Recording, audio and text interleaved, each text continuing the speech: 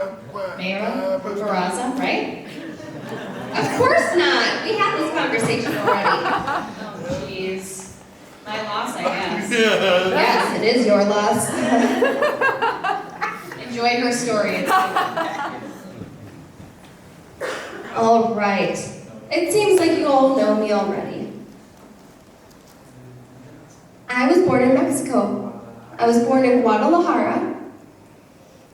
And I stayed there for a few years, but I just want to let you know a little bit about my family. I have 4 siblings in my family. I am the baby. I have 2 older brothers and a sister. And so what happened being the baby, I am spoiled. And to be honest, I'm okay with it. Sorry, sister. Anyway. So, in my family, I do have a deaf sister, but to let you know a little bit about me, I was born with the ability to hear. Both of my parents also have the ability to hear, and growing up in Mexico, we spoke Spanish. And to let you know, a little bit in that time, in the 80s and 90s, it was seen upon that deaf people were almost kind of embarrassing. It was shameful because we would try to learn how to talk, but a lot of people would say that our voice was not as eloquent or as beautiful as a person who can hear. We were monsters. We were seen as clowns.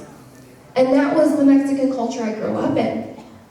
We also didn't have resources for helping individuals with deafness. So what happened? Obviously, growing up in this community, I was about 5 years old, and again, like I said, I was a hearing child, so I could speak fluently, and I kind of gave my sister a hard time.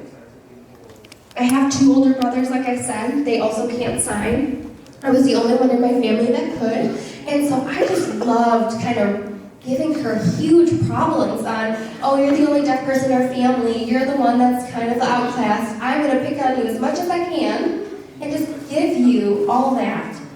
And it was very rude. But what happened was my sister grabbed my head, she grabbed a bobby pin out of her hair, because I always used to wear bobby pins too to pull back my bangs. So she grabbed a bobby pin, pulled my head, and slammed the bobby pin as deep as she could into my ear canal. Truly. I immediately lost my hearing. And because of that, my family was no longer the same. Because it went from having 1 deaf child to now having 2.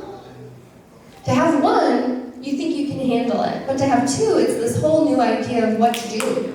How do we overcome this? My father found a job here in Wisconsin, and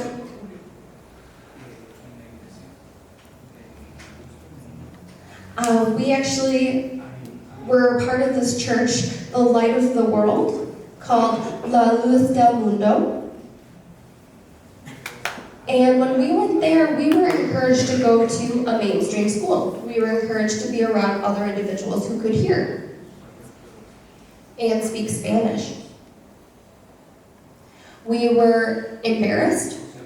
Our family was embarrassed. And again, like I said, in Mexico we didn't have any resources, but when we came to Wisconsin, we had minimal resources. We had more than what we had, but it still wasn't enough. So in school, we struggled, and I refused to learn.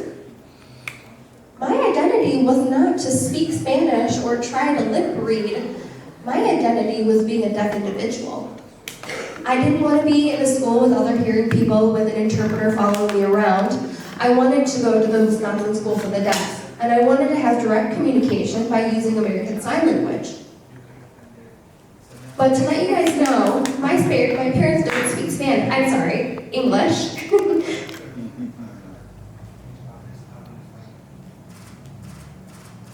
And just to let you know, there is a tight-knit Spanish culture. But I want to let you know, being a deaf individual, it is a very tight culture as well. So they almost kind of juxtapositioned each other. I'm fighting one culture with another, and going to the Wisconsin School for the Deaf meant I had to live there. It was a boarding school, and at that time, Hispanic culture meant family sticks together. We are rooted together, and we live together, and we make sure we support each other. My family wasn't very happy with me going to WSD, and so I stayed in school, and I went to high school, and I was not happy because I got picked on for the color of my skin. A lot of people picked on me because I didn't have a small family like them, and they thought I was weird. And it wasn't just hearing students picking on me, it was other individuals who were deaf. And being in a mainstream setting, if you're a deaf person, you kind of stick together, but at this point, I'm getting picked on all the way around in every community that I thought I was a part of. And so I struggled, I put up with it, but I got to learn my language, and I became fluent. I learned my identity as a Hispanic woman, and I also learned that I don't need to depend on anyone else besides myself. You know, deaf people can be oppressive, the same as hearing people can be oppressive. A lot of people tell you, oh, you're low functioning. But people don't understand who I am or my background. They don't realize I was born out of this country. They don't realize what I was or was not exposed to. They don't know anything about me. They just see who I am, and I just hope that people in the Hispanic culture realizes they can't mock individuals. I want people in Milwaukee County to realize they can't mock people because of their skin color. And you can't mock people if you can or can't hear or when you started to learn sign language or not. It is a good understanding to know that we have culture. I have deaf culture, I have Hispanic culture, and being here, I want people to be part of that hearing perspective within all of these cultures, to know that we're not divided. We are living together. We are within this area, and I want to let you know it's not just the language, it's not just your background, it's your life. I want to let you know that I respect you for who you are just because you are here. My life is what my life is supposed to be. And it's amazing. I'm very happy and I am very proud to be a deaf individual. I'm proud to be a deaf Hispanic woman. So, hey, deal with it.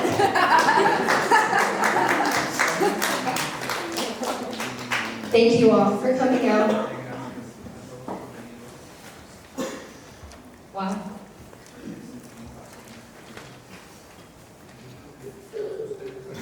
Don't fall off into the stage. Woo! Thanks. You know, when I was younger, as a Spanish, or growing up in a Spanish household too, having to learn English and then sign language was hard. But Mayra and I are very unique in that we are trilingual. I feel bad for some white folks who only speak English. Hey, I didn't say that. I'm the saint over here, okay? I would like to introduce Bernice, Mayra's sister, who is here with us today. Come on up. You couldn't even mention my name in your story? Come up now, come. I am way too shy to be on this stage. Oh my gosh, I can't even look at the audience. Don't be nervous. Do you see the resemblance though? Right? Both born in Guadalajara, relocated to the States. And I didn't know, when I first met Mayra, I didn't realize that she could speak Spanish, she had some fluency in English. And you know, I slapped a label on her. I made a bunch of assumptions about her too. And that happens, I think we all do that. And I think it's important that we label ourselves and not have other people label us. So, I just wanted to say, I'm proud of you guys. You're both deaf, you brought Mayra in. Thanks, Bernice. Oh, you're too funny. So yes, this is my sister. And honestly, at the time, I was alone. I felt very isolated in my family. And I just felt like I didn't have the respect I needed in my family. And it's great to have Mayra a part of it. And their relationship now is really wonderful. Of course, I think the communication we have is wonderful. And I still give her a hard time, in case you're wondering. I'm deaf, you can't do anything worse to me now, so. Oh my gosh, it's true. Well, thank you guys so much.